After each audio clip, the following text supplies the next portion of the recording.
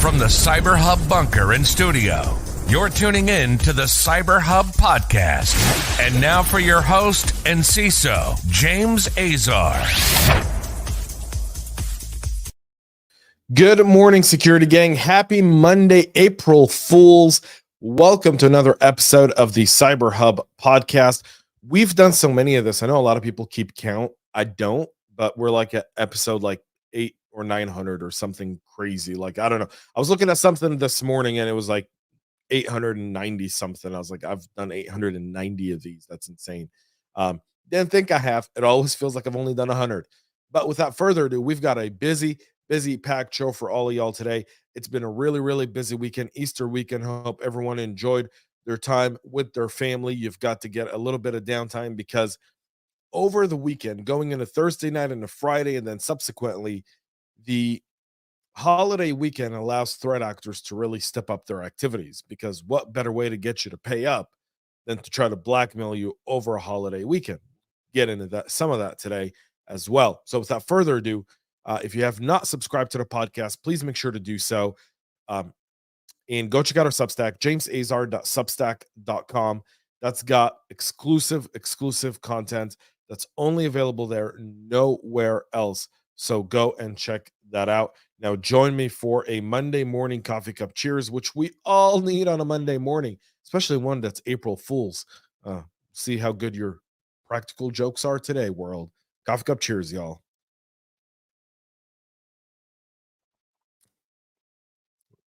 Two sips, everyone knows the rules. On a Monday, I do 2 sips. I have to. It's gets me in gear. Over the weekend and on Friday, AT&T disclosed that the 73 million records that were available on the dark web that were reported on about 3 weeks ago are actually those of AT&T customers. The reporting that this breach or data set is from 2019. It impacts approximately 7.6 million current AT&T account holders and 65.4 million former account holders. The Dallas, Texas-based company used the Easter holiday to share the update, hoping that it would just fall through the cracks as people were getting ready for the holiday. However, it has not fallen and it has not deterred the attention of many cybersecurity practitioners who viewed this breach and this confirmation as being extremely troubling. The company said a robust investigation is underway. It's supported by both their internal and external cybersecurity teams. Currently, AT&T does not have evidence of unauthorized access to its system that resulted in the exfiltration of this data. The company is communicating proactively with those impacted and will be offering credit monitoring at their expense. I love that.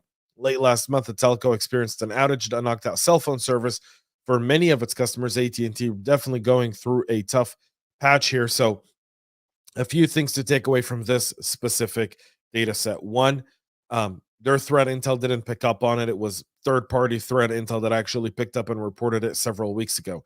Number two, as of right now, meaning from the moment this was kind of put in their face until today, they don't really have yet any sort of information of how this took place. Meaning, was this an internal threat? Was it external?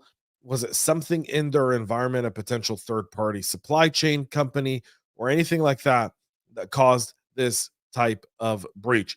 We're going to stay tuned to AT&T. We've actually requested more information from them. We sent their PR office a whole set of questions this morning, and hoping we'll get some stuff from them in the next few days. So once we get information, I'll keep you appraised to what's going on there. In an additional data breach, Point32 Health, which is the second largest health insurers in the state of Massachusetts, revealed that PII information of more than 2.8 million individuals was stolen in a ransomware attack in April of last year.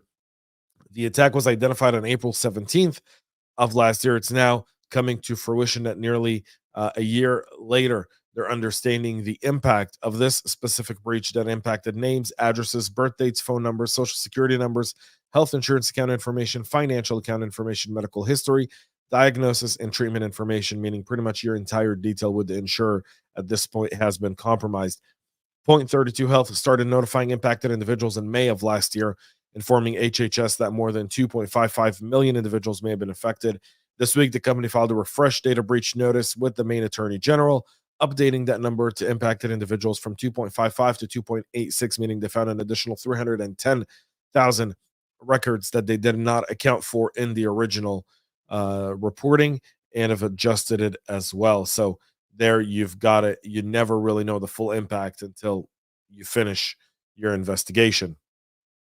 JetBrains and TeamCity have been in the headlines a whole bunch over the last several weeks.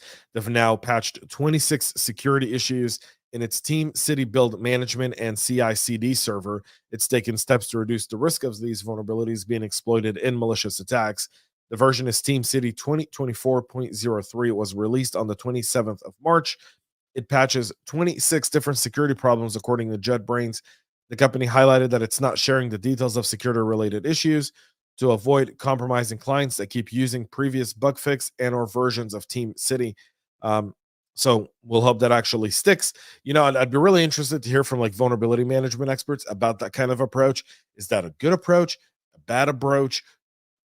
Is it really a secret? I mean, can you update something without the full notes? Can you update something without the notes actually leaking online at this point? Really interested to hear feedback on that. So make sure you get your TeamCity and JetBrains instances all patched up as soon as you humanly can. Computer sciences have uncovered a shockingly prevalent misconfiguration that's really popular among email spam filtering services like Proofpoint, Barracuda, Mimecast, and others. About 80% of those could be bypassed from a simple misconfiguration. And you might ask yourself what that is. Bypass if the email hosting provider is not configured to only accept messages that arrive from an email filtering service. Now, there's a reason why this doesn't happen. Now, mind you, this is the University of California at San Diego research, unfiltered measuring cloud-based email filtering bypass. It's something that they're going to be speaking out at an event.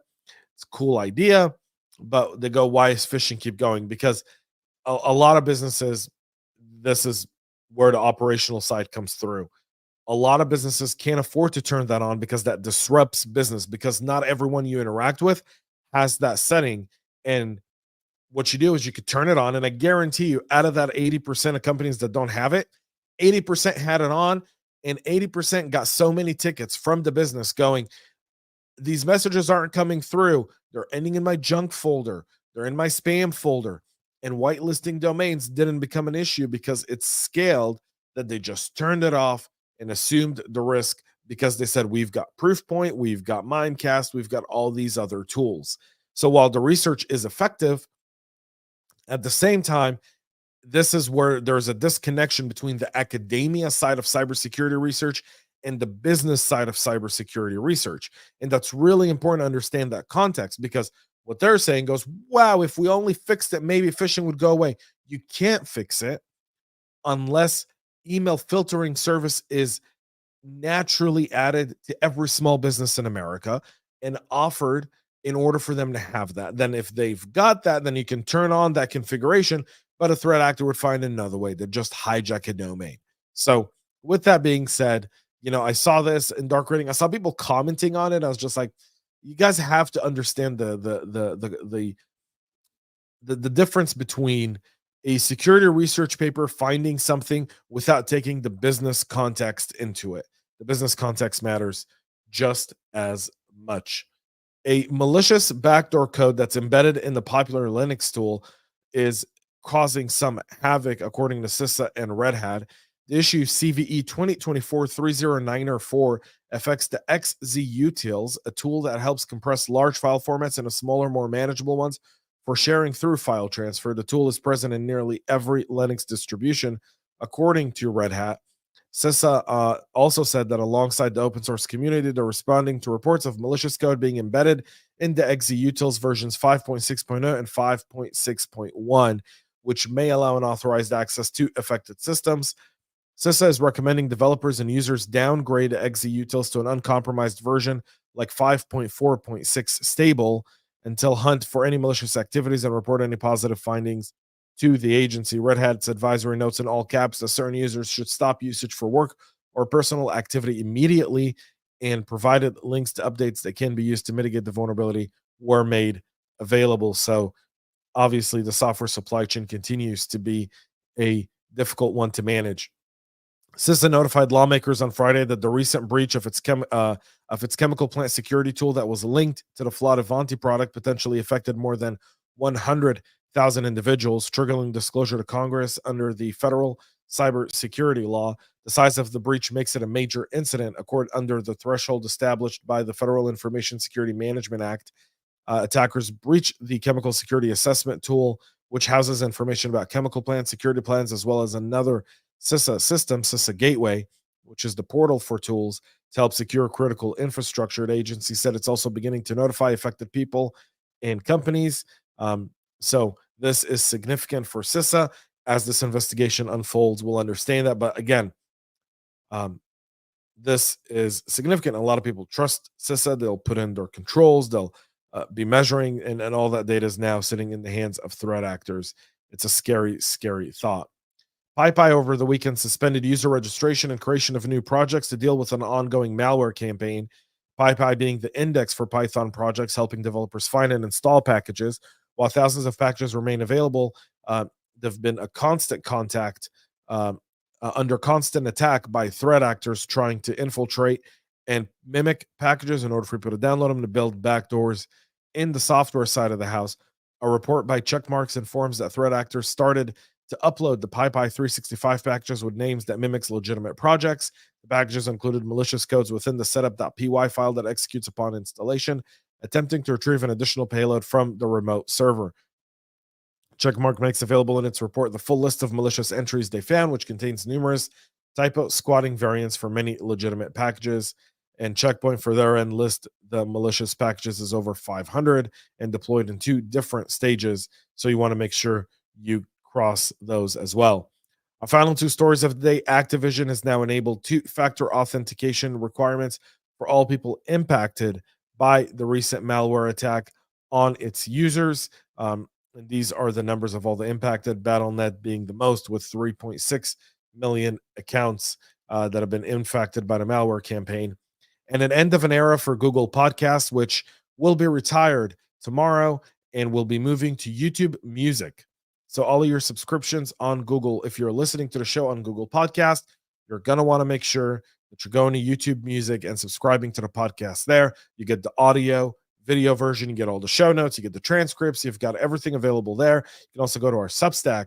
With that being said, a brief goodbye to Google Podcast. Thank you so much. And now we can remove you from our header and footer right there, and make that nice and tighter. Maybe go check out our Substack. That's where all the exclusive content is available. That's it for our show this morning. We'll be back tomorrow, 9 a.m. Eastern, live with all the latest and greatest. If you have any stories you want us to cover, anything like that, you can always go to our website, cyberhubpodcast.com, leave information there. Thank you all for tuning in. Have a great week. Have a great rest of your day. And most importantly, stay cyber safe.